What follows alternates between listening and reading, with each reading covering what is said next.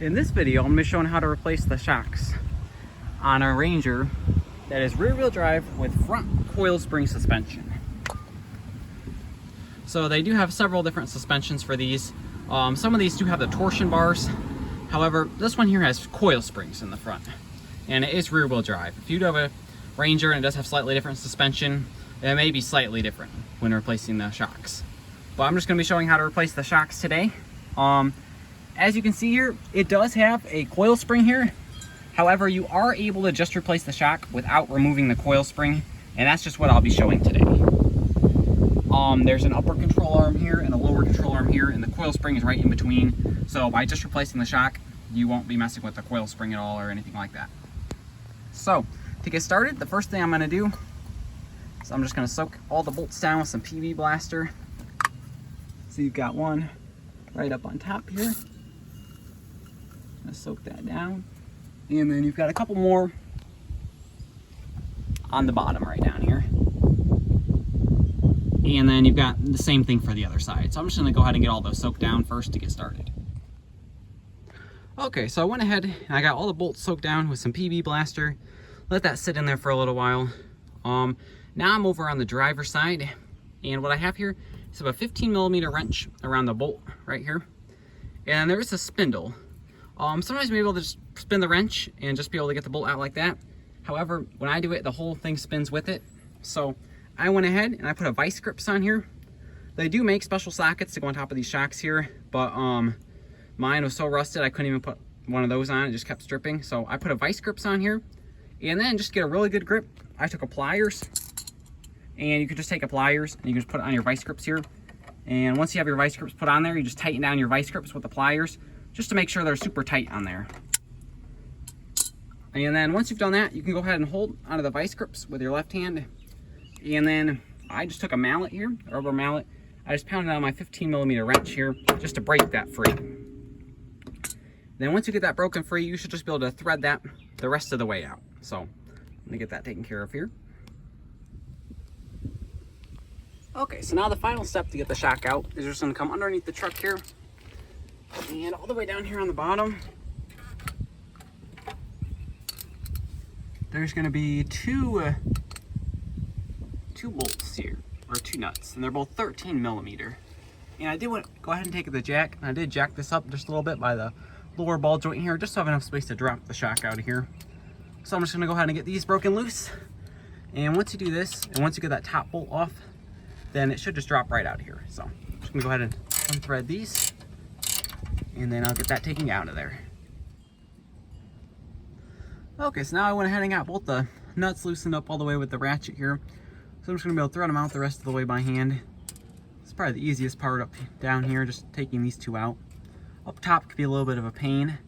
I did end up having to do the other side up top, and I did actually have to use a Sawzall and cut through, just because that piece I was trying to put the vice grips on did end up breaking with the vice grips. So you may have to do some cutting. Just make sure to be careful, because I know there are brake lines and stuff that do run in there, so make sure to be careful if you do end up having to cut. So now I got both the nuts pulled out of here, and it should just drop right out of here.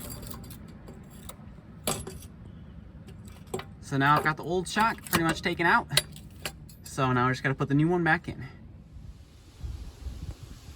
Okay, so I got the new shock here, and I got the hardware. So how this is going to go, there's a little metal washer here. It's going to have to go on here first. And then there is a rubber bushing, and that will have to be put in. This has to be put on before it is installed. And then once you get the two bolts put in the bottom, then these two go up on top. So got that installed. So I'm just going to go ahead and come down here. I'm going to go ahead and put it in.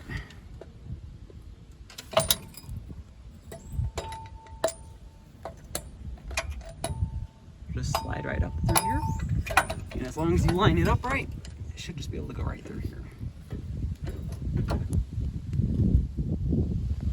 Okay, so now I've got the new shock in there.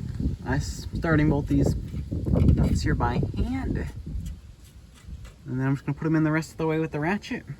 Make sure that they're nice and tight. I'm going to head up top.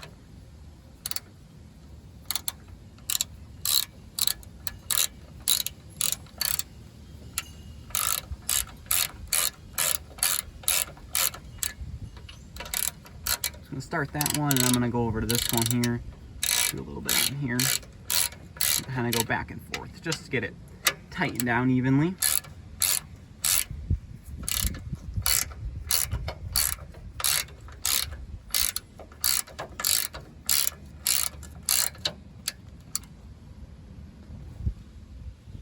Okay, so now I'm up on top here, and I got my rubber bushing here. So the rubber bushing is going to go in here first,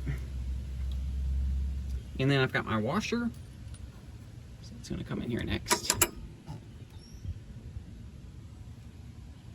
And then I've got a 15mm nut. That's just going to come right on top here. It's going to thread right down. Just the reverse process of taking it out.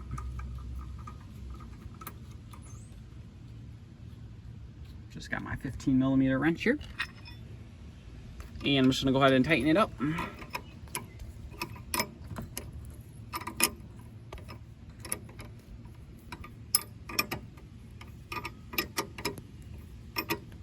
We'll tighten that all the way down.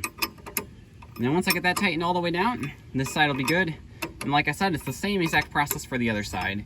The other side, the passenger side, is actually a lot easier because there aren't all these extra lines in here. The only thing you have to worry about is there is a brake line that does run in this area. So just make sure to be careful of that. But it'll be the exact same process. Now once this is done, I can put the wheels on, lower the vehicle, and it'll be all good to go. Hopefully this video was helpful, and thanks for watching.